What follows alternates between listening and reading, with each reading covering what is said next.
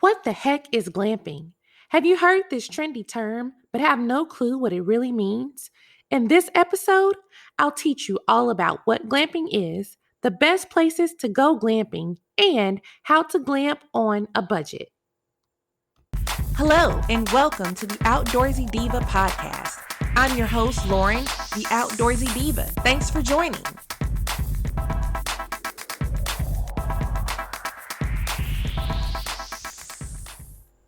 Welcome, adventurers. This is episode 3 of the Outdoorsy Diva podcast, and I'm coming to you live from a tent in my living room. Yes, ladies and gentlemen, a tent. Picture it, a living room with a tent, but not just any ordinary tent. There's twinkling Christmas lights all around on the outside of the tent, giving a nice, soft, ethereal glow inside. There's blankets and pillows that are gray and mustard. There's decorations and cute little knickknacks and signs that say things like "Adventure awaits" and "Oh, the places we will go." There's a coffee mug with hot tea in it that says "Girl Boss." There's frilly things and flowers. There's even a Himalayan salt lamp. Sounds really cozy, right?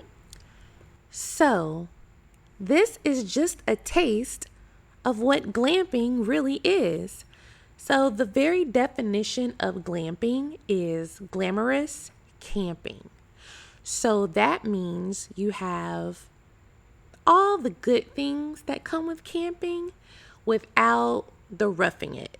And that's perfect for people who are self-proclaimed outdoorsy divas and outdoorsy beaus, I guess, for my guys.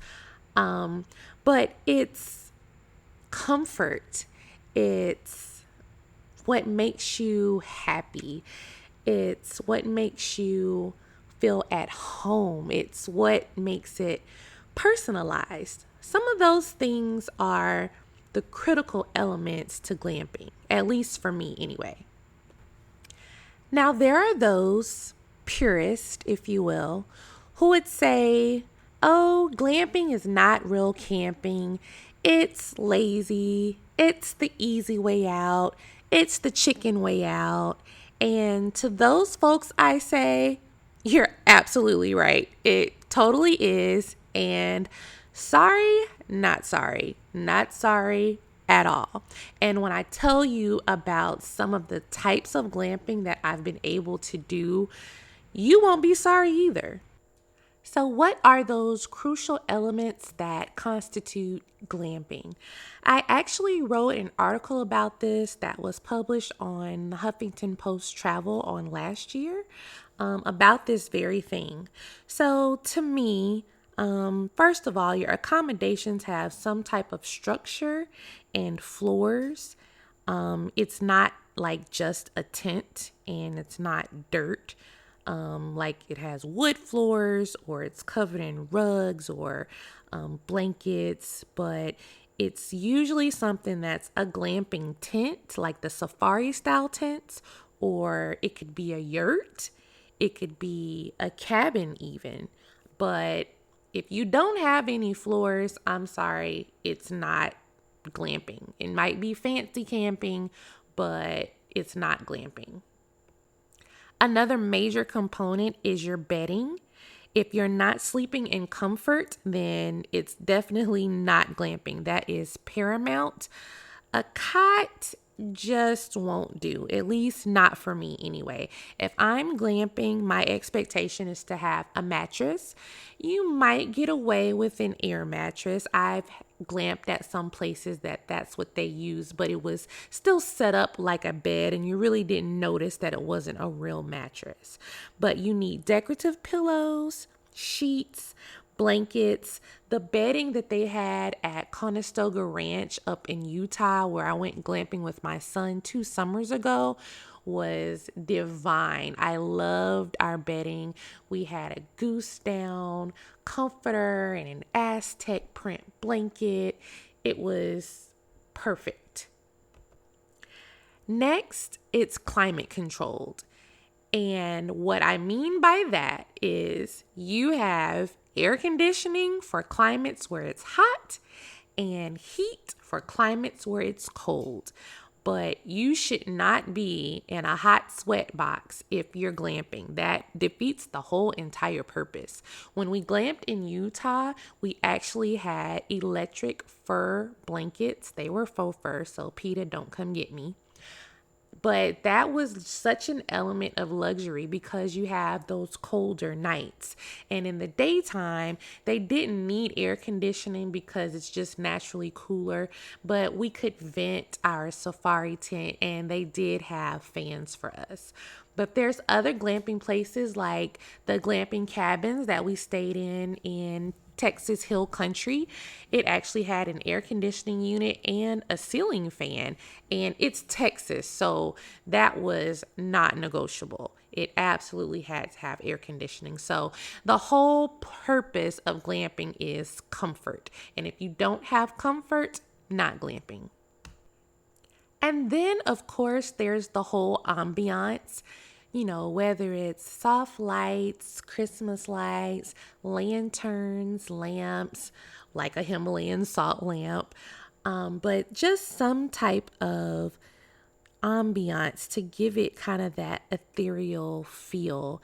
That's what you really want in your glamping experience. And appliances. Appliances are key. Most of the places I've glamped had at the bare minimum a refrigerator and a microwave. Even if it's not a full size refrigerator, it came with, the small fridge and a microwave. Again, not roughing it. There was one place I stayed at the Westgate River Ranch in Florida, and they actually had a full-size refrigerator and freezer and microwave right there in your safari tent. And I thought that was just to die for. But at the very least, some places won't be that fancy, but you should have electricity. And I just can't imagine calling it glamping without electricity. That kind of is where I draw the line personally. Now, we can't forget about the all-important bathroom facilities. A porta potty? Not when you are glamping. No way, no how. A full bathroom is preferable with a shower and a tub, but now that's really fancy. Some places you might have a separate facility, but it's usually right there pretty close by, and it's gonna at least have a shower, a hot shower, and a sink and running water. You may or may not have a mirror, but it's nothing like your traditional campgrounds bathrooms, and it's certainly not a porta potty or a bush. And lastly, there should be some type of amenities that gives it kind of that luxury element to it, right? A lot of places will have something like a fire valet where they come and build your fire for you at night, or they'll provide you with a s'mores kit. Even the most basic of places where we glamped in a state park, it didn't have that high level of, care like a fire valet, but it provided us with a kayak for our use for the entire time. We had access to our own kayak and oars and everything that we needed that wasn't available to everyone who was staying at just a regular campsite. So if this is sounding somewhat bougie to you, it is. It's 100% for the bougie people who also appreciate and love to be immersed in nature. So if you're on a glamping trip, you can still take your hikes and take in the sights and chase waterfalls. You can still wake up hearing the chirping of birds and the bees and the dragonflies buzzing around outside. You can wake up to immaculate views and sunrises like we took in Utah over Bear Lake. You can get all of those things that you love about nature without waking up with a sore back, a crook in your neck from sleeping on the ground. You can do without the ticks and the mosquito bites that get you at night. It's just a more comfortable way, if you will, to enjoy nature. So there's nothing wrong with roughing it. I do real camping too. But there's also nothing wrong with sometimes you just want a little bit of comfort. So nowadays, with the popularity of glamping and people kind of wanting to get back into nature, there are all types of ways that you can enjoy glamping. So like I said earlier, there are the glamping tents, the bell style tents, the safari tents. There's cabins, there are yurts, which are based on the traditional Mongolian structures, where it's shaped in a circle with a triangular roof on top. A lot of state parks actually here down south have them. I know Georgia has a ton of them. We actually stayed at Fort Yargo State Park, and Florida has one in their state park system as well. You have tree houses nowadays that provide a really unique glamping experience. We stayed at Banning Mills in Georgia in some beautiful luxury treetop tree houses. They even had a whirlpool in those. I mean, that was glamping to the nth degree. So how can you plan a glamping adventure? Well, you can use sites like Glamping Hub. There's a glamping.com. Even if you type glamping nowadays in booking.com and hotels.com, some things will pop up for you. And I would also say don't discount your state park website.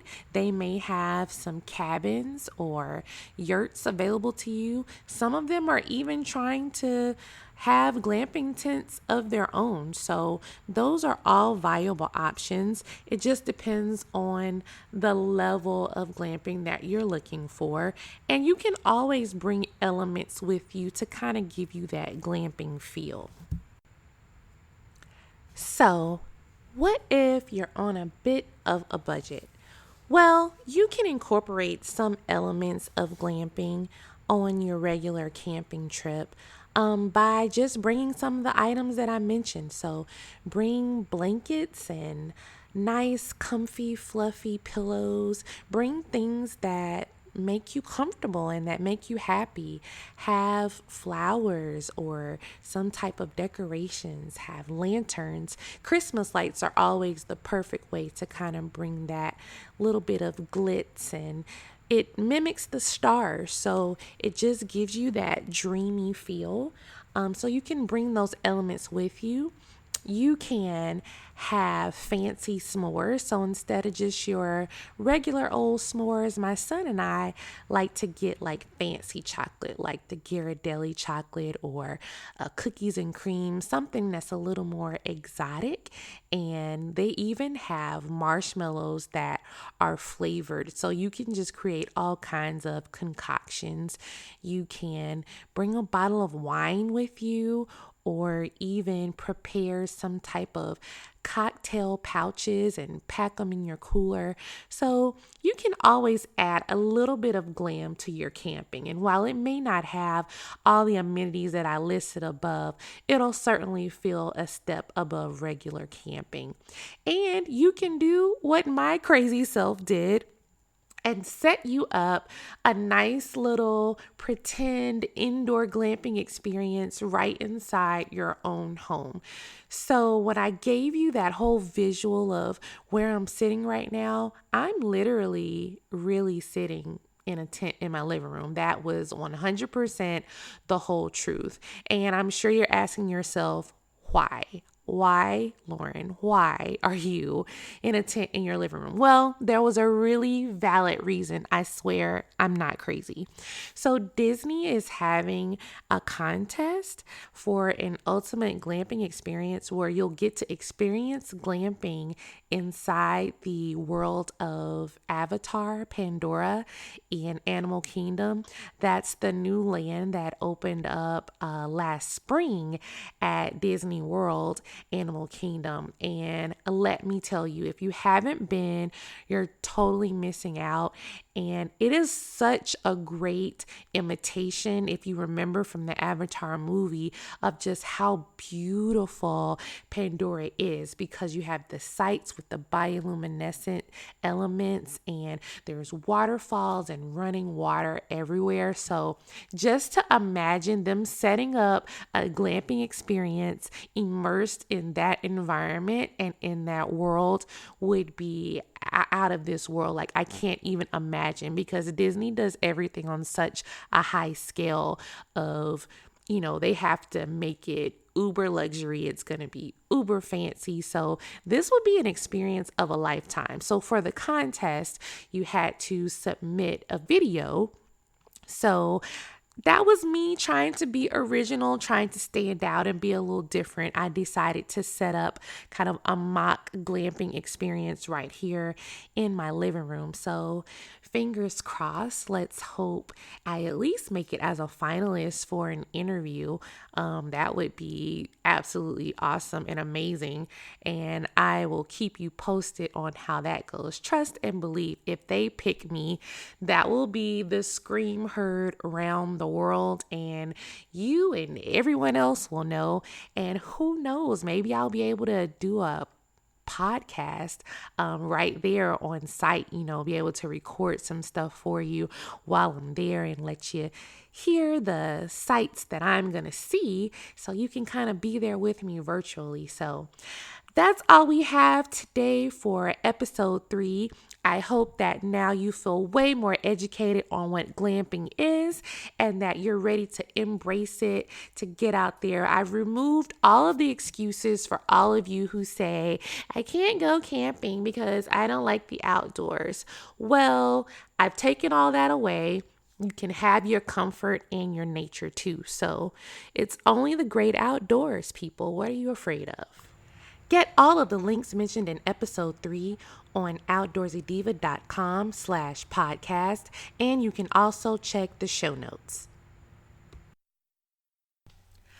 Thank you so much for listening. I hope that you enjoyed this episode, and if you did, make sure you subscribe to the Outdoorsy Diva podcast.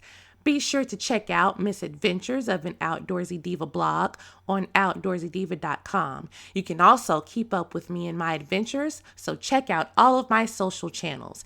Find Outdoorsy Diva on Facebook, Twitter, Instagram, and Pinterest.